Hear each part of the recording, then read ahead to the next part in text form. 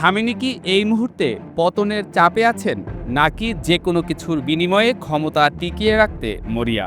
ইরানের রাজনীতিতে এই মুহূর্তে ঘুরে ফিরে আসছে সেই পুরনো প্রশ্ন, ইসলামী প্রজাতন্ত্র কি ধীরে ধীরে রাজশাসনের পথে এগোচ্ছে? দেশজুড়ে চলমান আন্দোলন, ক্ষমতার কেন্দ্রে উত্তরাধিকার নিয়ে জল্পনা আর আন্তর্জাতিক অঙ্গনে যুক্তরাষ্ট্রের প্রকাশ্য চাপ, সব মিলিয়ে তেহরানের ক্ষমতার কাঠামো এখন গভীর অনিশ্চয়তার মধ্যে। ইরানের সর্বোচ্চ নেতা আয়াতুল্লাহ আলী খামেনি দীর্ঘ সময় ধরে রাষ্ট্রের সব গুরুত্বপূর্ণ সিদ্ধান্তের শেষ কথা বলে আসছেন। কিন্তু বয়স, স্বাস্থ্যগত অনিশ্চয়তা এবং চলমান গণ অসন্তোষের প্রেক্ষাপটে এখন প্রশ্ন উঠছে, খামেনির পর কি?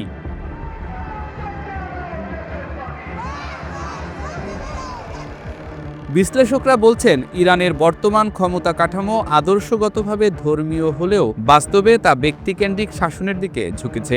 এই প্রেক্ষাপটে খামেনির সম্ভাব্য উত্তরাধিকারী হিসেবে তার ছেলে মোস্তফা খামেনির নাম ঘুরে ফিরে আসছে।